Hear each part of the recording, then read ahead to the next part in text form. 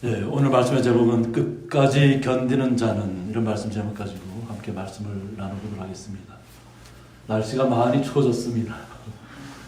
많이 추워졌는데 그래도 오늘은 좀 약간 소득이 있을 것 같습니다. 장동환 주사님과 우리 김경 권사님 가정에서 밭을 정리하면서 애호박을 조금씩 따오셨대요. 그러니까 뭐 크기는 다양합니다. 크기는 다양하니까 우리 애호박이 필요하신 우리 성도님 가정은 이렇게 나중에 나가 입을 맞춰 가실 때 골라서 가시면 될 것 같습니다. 이 모습은 제가 어젯밤에 찍은 우리 고양이죠 건너편 우리 구예배당 쪽 모습입니다. 달이 환하게 이렇게 떠 있어서 사진 좀 찍었는데 이 달을 바라보는 사람들의 마음은 다 똑같지는 않겠죠. 마음이 울적한 분들은 더 쓸쓸하게 느낄 수 있을 것이고, 그래도 마음에 좀 풍요로운 분들은 어떤 가을의 기쁨, 그 풍요로운 기쁨들을 더 마음에 간직하게 될 것 같습니다. 그래서 어떤 사물을 바라보든지 간에 어떤 시각으로 바라보는가 하는 것이 우리의 마음 상태를 좀 나타내는 것 같습니다. 우리 성도님들은 어떻게 보이시나요? 멋있게 보이세요? 제가 또 다른 한 사진을 보여드릴 텐데 이 사진은 어디의 모습 같을까요? 해외에 있는 사진 같은데. 네. 제주도가 해외 같은. 맞습니다. 네. 여기가 시나이 반도에 마라의 쓴물이 있는 곳에서 제가 바라보면서 찍은 홍해 바다 쪽을 바라보면서 찍은 사진인데 앞에는 야자수 같은 그런 종려나무 같은 나무가 있지만 뒤쪽으로 보면 소나무 같은 모습으로 보여요. 그죠? 그리고 그 뒤쪽은 바다입니다. 홍해 바다인데 오늘같이 날이 추우니까 자료사진은 이런 사진, 좀 밝은 사진이 없을까 찾게 되는 거예요. 그런데 우리가 살펴볼 건 뭐냐면 이 밝은 사진이 바로 마라의 쓴물이 있는 곳이라는 거예요. 그러니까 밝은 곳을 바라보면서도 때로는 무언가 부족한 것이 보일 때에는 그것 때문에 불평하고 원망하고 서로 다툼이 일어날 수 있다는 거예요. 그러니까 항상 어젯밤에 어떤 달의 모습을 보는 것하고 또 밝을 때의 모습하고 이 모습을 서로 이렇게 그 마음 상태에 따라서 보는 각도가 다 틀린다는 거예요. 그러니까 아무리 밝은 모습을 봐도 내 마음의 상태가 힘들고 좀 고통스러우면 오히려 이 밝은 모습들이 오히려 자신을 더 옥죄일 수도 있습니다. 마음의 평안을 주는 게 아니라. 그래서 우리 말씀을 볼 때도 우리가 어떤 시각으로 주님의 말씀을 대하는가, 이것이 가장 좀 중요한 모습 같아요. 그래서 예수님께서는 항상 우리를 사랑하시잖아요. 우리를 사랑하셔서 예수님의 제자들이 정말로 앞으로 장래 일어날 닥쳐올 미래에 대해서 알려달라고 할 때 제자들에게 특별히 이 얘기를 들어주면 뭐냐면 이 말씀에서는 굉장히 힘들고 어려운 말씀들이 나타나지만 그러나 이것은 바로 제자들을 바로 세우기 위함이고 또 하나님 앞으로 이 말씀을 만날 주님의 사람들을 바로 세우기 위함이라는 거죠. 그것 때문에 주님께서 우리에게 말씀을 주시는 것입니다. 그래서 요한일서 4장 16절에 나온 것처럼 하나님은 사랑이시라 사랑 안에 거하는 자는 하나님 안에 거하고 하나님도 그의 안에 거하시느니라 말씀하고 있습니다. 그러니까 우리가 하나님 안에 사랑 안에 우리 자신이 거하고 있는가 거하고 있지 않느냐에 따라서 말씀을 받아들일 때도 기쁨으로 받아들일 것인가 아니면 절망적으로 받아들일 것인가 나타날 것입니다. 제자들이 간곡한 부탁에 의해서 예수님께서 말씀하시는데 그 이야기가 굉장히 받아들이기 힘든 일들이에요. 그래서 24장 9절에서 그때 사람들이 너희를 환난에 넘겨주겠으며 너희를 죽이리니 라고 말씀하셨어요. 재난의 시작이 시작되고 나면 하나님 주님을 믿는 사람들은 어떠한 일을 겪을 것인가 하는 것을 주님을 영접하면 우리가 함께 주님 앞에 하나님의 나라는 이미 우리의 기쁨과 감사가 넘치는 삶이지만 우리가 그 나라에 이르기 전까지 겪어야 할 일들이 있다는 거예요. 근데 그것이 바로 환난이라는 거예요. 큰 어려움들이 나타날 것이라는 거죠. 그래서 우리가 네로 황제 때 그 모습을 봤을 때도 말씀드린 잘 알고 있잖아요. 믿음의 사람들을 그냥 다 죽여버리잖아요.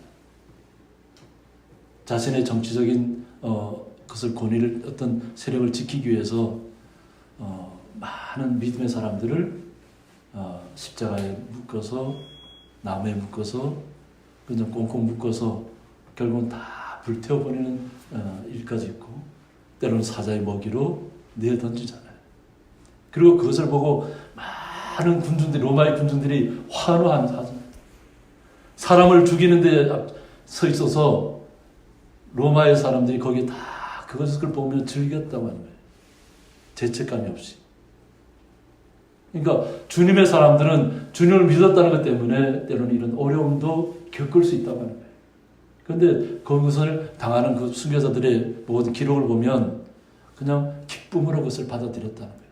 그래서 오히려 나를 먼저 그 사자의 먹이로 드리기를 원했던 분들도 있고. 그러니까 그 십자가에 달려 돌아가면서 불길에 쌓이면서 얼마나 고통스러웠겠어요. 그런데 주님의 나라를 알았기 때문에 그들이 그 죽음을 그냥 담대하게 받아들였다는 거예요. 이와 같이 너희가 내 이름 때문에 모든 민족에게 미움을 받으리라 그랬습니다. 주님을 믿었다는 것 때문에, 주님을 신뢰했다는 것 때문에 결국은 많은 사람들이 죽음 가운데로 갈 수밖에 없었다고 하는 거죠. 그런데 로마에만 특정된 것이 아니라 모든 민족에게 미움을 받을 것이다. 온 세상에 많은 주님을 영접하지 않는 사람들이 많잖아요, 지금도. 근데 그분들에게 결국은 미움을 받을 것이다. 뭐 이렇게 이 자료들을 찾아보면 그런 일들이 지금이라고 없는 게 아니에요. 지금도 마찬가지로 그런 일들이 중동이나 그런 곳에서 많이 벌어지고 있어요. 아프리카도 그렇고. 그러니까 주님을 영접한 분들은 온전히 주님을 신뢰하니까 그렇지만 주님을 영접하지 않은 사람들은 우리 예수님을 믿는 사람들을 일단 막 잡아서 죽이기도 하고 그것을 전시하기도 하고 그래서 지금 우리는 문명 시대를 살고 있지만 지금도 그런 일들이 벌어지고 있다는 거예요. 그러니까 이런 것들을 우리는 말씀을 통해서 예수님께서 미리 알려주셨다고 하는 거죠. 이런 일들이 분명하게 있을 것이다. 그래서 10절에는 그때 많은 사람이 실족하게 되어라고 했습니다. 그런 어려움의 시기, 환난의 시기, 죽음의 시기가 다가오면 많은 사람들이 실족한다는 거죠. 주님을 온전히 믿었다니까 자신에게 다가오는 것은 어려움이라는 거죠. 죽음이라는 거죠. 때로는 슬픔이 될 수도 있고. 그러니까 고통의 시간들이 중첩되는 겁니다. 그러다 보니까 서로 잡아주고 서로 미워하겠으며 그랬습니다. 서로 잡아준다는 거죠. 그러니까 처음에는 주님을 영접했다가도 막상 어려운 일이 다가오면 나는 주님을 믿지 않는 사람이라고 하면서 저 사람이 믿는 사람이라고 그냥 이렇게 내놓을 수 있다고 하는 거죠. 그만큼 사람들의 마음이 굉장히 혼란스러운 가운데로 빠져 들어갈 것을 이야기하고 있어요. 그러니까 지금 전 시대에도 우리가 이전의 시대에도 우리 선조들의 시대에도 분명히 그런 일들이 있었잖아요. 그죠? 그것은 분명하게 기록으로 남아 있습니다. 그런데 이런 일들이 계속해서 일어나는데 거기에 앞장서는 사람들이 거짓 선지자라는 거예요. 거짓 선지자가 많이 일어나 많은 사람을 미혹하겠으며 라고 했습니다. 하나님의 말씀을 안다고 하는 사람들이 또 주님을 말씀을 안다고 하는 사람들이 오히려 주님을 믿는 사람들을 그 믿음의 자리에서 떠나게 하기 위해서 많이 미혹한다는 거예요. 이것은 뭐 거짓 그리스도의 모습으로 나타날 수도 있고 아니면 이렇게 힘들고 어렵고 우리 성도님들이 때로는 받아들이기 어려운 이야기는 하지 않는 거죠. 그냥 무조건 그냥 행복한 것만 강조할 수도 있죠. 그러니까 예수님 믿으면 무조건 행복할 것입니다 하는 얘기만 한다고 하면 그것도 잘못된 거지. 우리가 알고 있어야 되잖아요. 앞으로 우리가 당할 환난을 알고 있으면 우리가 대비하고 그런 일이 왔을 때 우리는 그래도 오직 주님만을 신뢰하고 나갈 수 있는데, 만약 주님만을 영접하고 나가면 좋은 일만 있을 거라고 얘기해버리면 막상 어려운 일이 당하면 어떻게 되겠어요? 그러니까 거기에 넘어질 수밖에 없죠. 왜 나는 주님을 믿었는데 왜 나한테만 이런 어려움이 다가오냐고? 그냥 마라의 쓴물에서 원망했던 것처럼 조그만 안 좋은 일만 다가와도 그냥 그것을 참지 못하고 인내하지 못하고 그냥 주님을 곧 버릴 것처럼 떠날 것처럼 그런 일들이 벌어질 수 있다고 하는 거예요. 그래서 우리는 말씀 속에서 왜 하나님께서 이 성경이라는 말씀을 우리에게 주시면서 좋은 이야기만 기록하지 않았다는 거예요. 정말 성경 속에서는 정말로 참혹한 이야기들이 너무 많아요. 그런데도 우리는 주님을 믿고 있잖아요. 그런 내용을 알면서도. 주님께서 우리를 영원한 주님의 나라에 이끌어 가시기 위해서 이 땅에서 나그네와 같은 이 삶 속에서 다가올 일들에 대해서 우리에게 미리 던져주시는 거예요. 이 말씀을. 제자들에게 특별히. 이 제자들이 이 말씀 받을 때 정말 주님 앞에 가서 간청했다고 했잖아요. 어떤 일이 일어날 것인가 알려달라고 제발. 그러니까 예수님께서 정말로 자신의 진실한 제자들에게 이 말씀을 전하고 있는 거예요. 그래서 12절에서는 불법이 성함으로 많은 사람의 사랑이 식어지리라 하고 있습니다. 앞으로 불법의 세상들이 나타날 것이라는 거예요. 그것이 불법이 그냥 성하다는 건 뭐냐면 그냥 그런 일들을 그냥 마음 놓고 버리는 일들이 발생할 것이라는 거예요. 근데 그것에 대해서 아무도 제지하지 않는다는 거죠. 앞으로 그런 일들이 나타날 것을 주님께서 말씀하셨는데 이것 때문에 많은 사람의 사랑이 식어질 것을 이야기하고 있어요. 그래서 소설이라든가 드라마라든가 영화를 보면 처음에 너무나 뜨겁게 사랑하잖아요. 너무나 뜨겁게 사랑해서 결혼도 하고 자녀들도 이렇게 함께 생활하고 이런 가운데 있는데 어느 정도 가면 그 사랑이 식어졌다 이런 표현을 많이 해요. 소설에서. 그 소설을 보면 또 그 사람들이 새로운 사랑을 찾아서 일탈하는 거예요. 가족을 버리고 자녀를 버리고 사랑을 찾아가는데 그 사랑의 끝이 좋은 결말로 일어나면 얼마나 좋겠어요. 근데 소설 속에서 영화 속에서 드라마 속에서 나타나는 그 사랑의 끝이 너무나 참혹해. 자신이 처음 가졌던 그 사랑을 버리고 새로운 사랑을 찾아 나갔는데 새로 찾은 사랑이 정말로 자기에게 모든 것을 만족시킬 줄 알았는데 오히려 그 사랑 때문에 자신이 파멸의 길로 걸어간다는 거예요. 그러니까 이 영화 속에서 감독들이 그것을 드러내는 것은 뭐냐면 사랑이 좋아 보이긴 하는데 그 사랑을 쫓아가다 보면 결국 파멸이 올 것을 이야기하고 있어요. 그런데 많은 사람들은 그 파멸을 보는 것이 아니라 새로운 일탈을 꿈꾼다는 거예요. 그것을 또 좋게 본다는 거예요. 그러니까 무엇을 진정으로 바라보느냐가 정말 중요한 거예요. 처음 사랑을 굳건히 지킬 것인가? 아니면 새로운 사랑이 더 좋아 보여서 그것을 쫓아갈 것인가?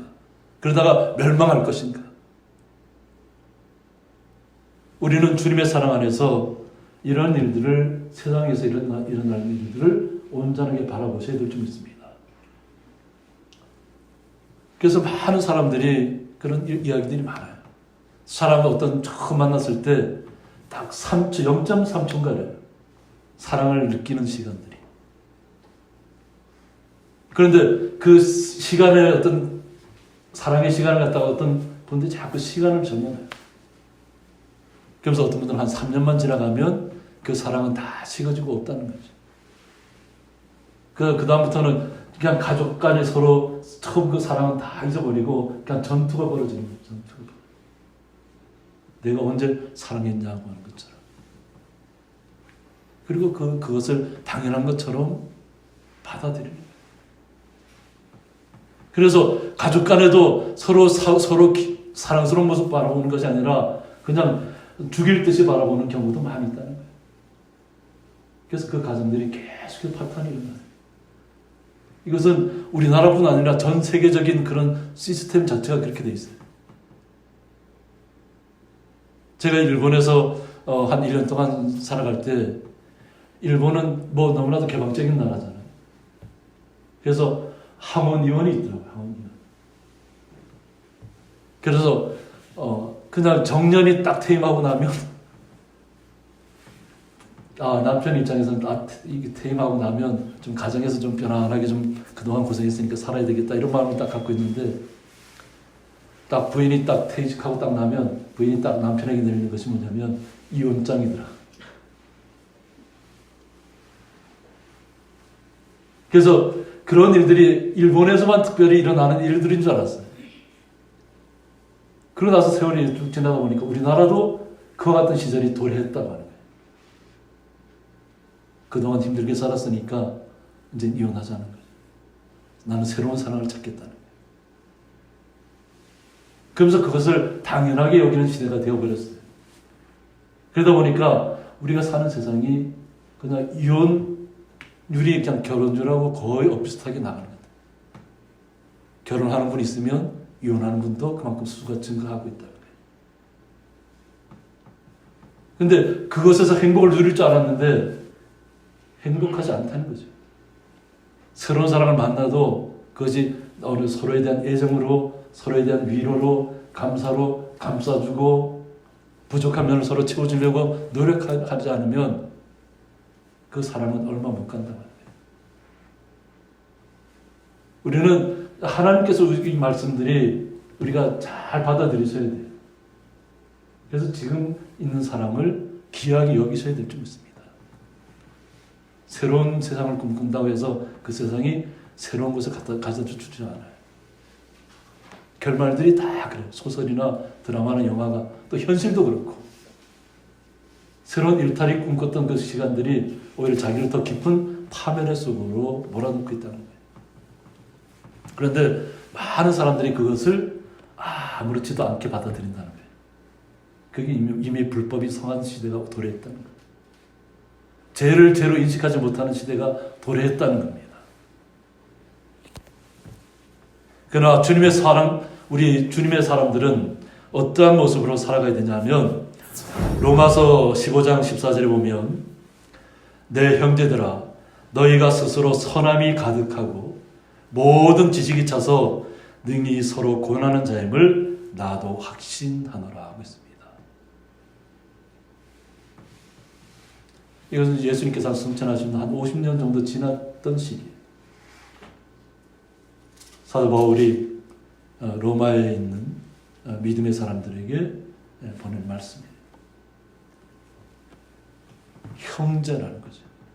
믿음 안에서 우리는 같은 형제가 되었고, 그리고 스스로 선함이 가득하다는 거예요.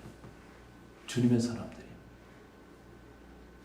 스스로 주님을 영접한 사람들은 마음속에 기쁨이 있고 주님의 나라를 소망하고 있고, 그 나라를 소망하는 분들의 마음속에는 항상 뭐예요?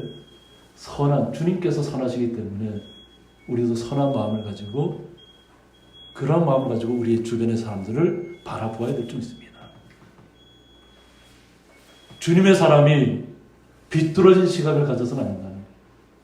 바로 봐야 되죠. 정직하게. 하나님이 정직하니까 우리도 또한 정직해야 되잖아요. 주님이 선하시니까 우리도 또한 선함을 가져야 됩니다. 이것이 가득하다는 거예요. 그러니까 사도 바울이 볼 때 주님을 영접한 그리스도인들, 로마에 사는 그리스도인들이 스스로 선함이 가득하다는 것을 말씀으로 인정해주고 있잖아요. 그리고 모든 지식이 찼다. 모든 지식이 찼다. 주님을 알므로 인해서, 주님께서 주시는 지혜로 인해서, 말씀을 통해서 우리가 주님의 나라에 대한 지식들이 하나하나 차 있다고 하는 거죠.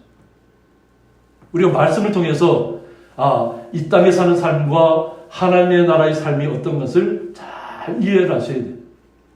이 세상은 우리가 아무리 좋게 살아가려고 해도 불법이 성하게 자리 잡고 있는 시대라는 거예요. 그런데 그곳에서 주님을 영접하고 주님께서 주시는 지식으로, 말씀으로, 그런 나의 마음을 선함으로 가득하게 유지하셔야 된다는 거예요. 그리고 능히 서로 권하는 자임을 나도 확신하노라 하고 있습니다. 믿음의 사람들은 결코 주님을 떠나지 않을 것을 알고 있는 것이죠. 확신한다. 그리고 서로 권하는 자야. 주님을 영접할 수 있도록. 그죠? 주님의 위로를 전하고 주님의 나라의 말씀을 전하고 서로 그 나라에 이르기까지 우리가 어떤 환난과 고통이 다가오더라도 서로 격려하면서 위로하면서 함께 그 길을 갈 것을 다짐하고 있는 거예요. 그러니까 주님의 사람들은 서로 내 가정에서부터 서로가 서로를 위로하셔야 될 줄 믿습니다. 또 이렇게 홀로 계신 분들은 주님께서 우리의 손을 맞잡아 주시고 우리를 위로하실 거지만 지금 우리 부부로 계시는 우리 장로님이나 우리 집사님 서로 손을 한번 맞잡으세요. 집사님, 권사님. 서로 내 옆에 있는 부부 관계에 있는 분들은 손을 잡아보세요. 내가 얼마나 내 옆에 있는 내 짝을 사랑하고 있는가. 마음의 기쁨으로 간직하셔야 돼요. 마음의 기쁨. 한번 이렇게 마음속에 한번 집에 돌아가서 한번 생각해 보세요.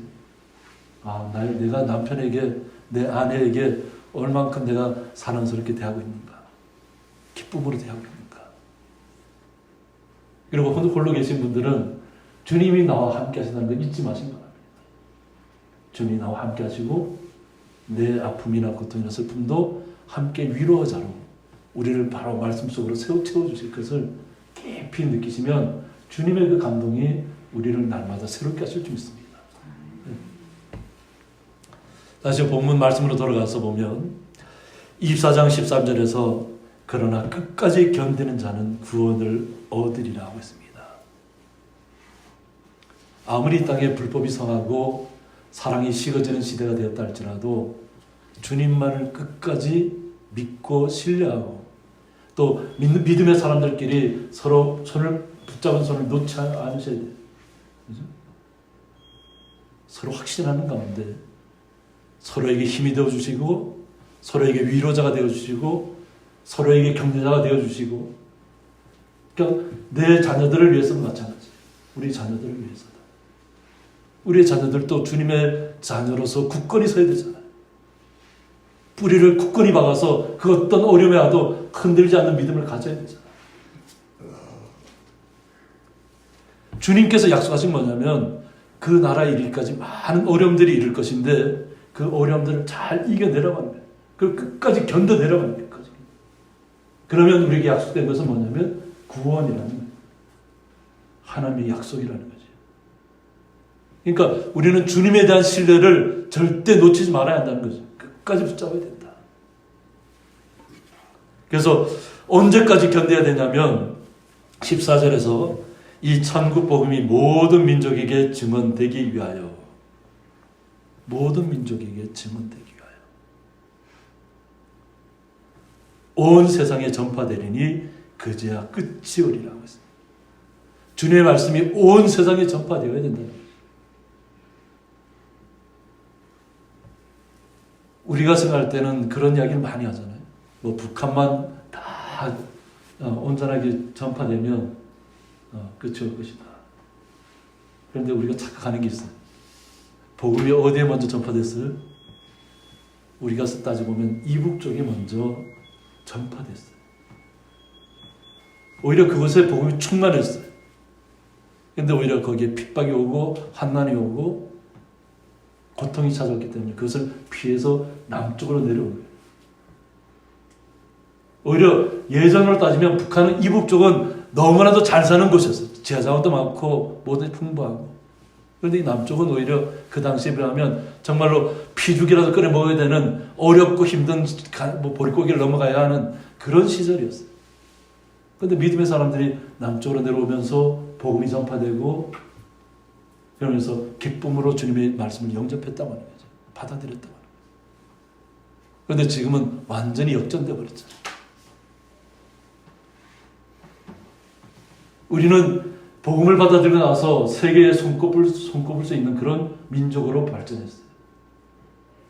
근데 이전에 많은 먼저 더 잘 살던 나라들은 더 몰락의 길로 가고 있다.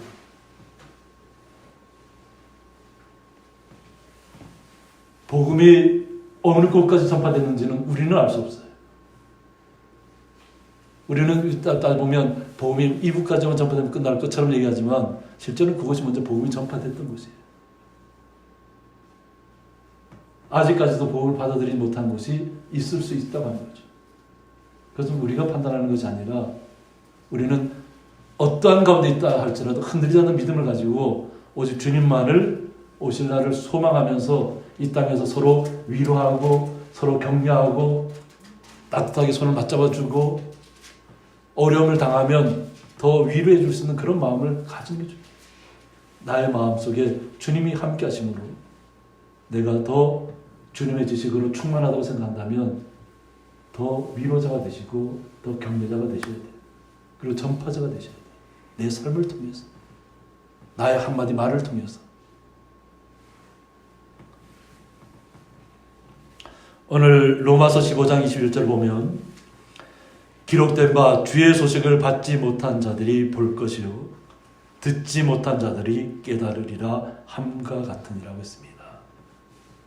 이것은 이사야 선자를 통해서 기록된 말씀을 사도 바울이 말씀을 통해서 다시 한번 강조하는 겁니다.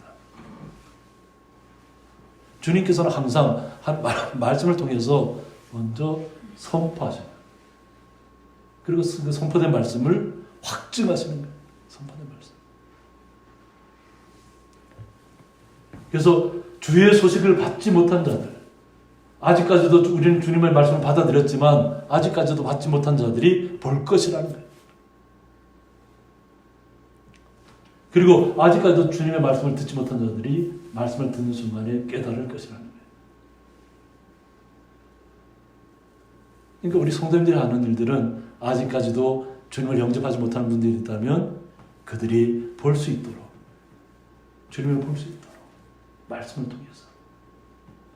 만약 그들이 깨닫지 못한다면 좀 듣고 깨달을 수 있도록 우리의 삶을 통해서 기도하셔야 될 줄 있습니다. 말씀을 붙잡고 주님의 말씀대로 이루어주시기를 원하시는 거죠. 그리고 주님께서 우리에게 주시는 것은 뭐냐면 우리가 이 땅에서 어렵고 힘들고 고통스럽게 살아가면 그걸 원하는 것이 아니에요.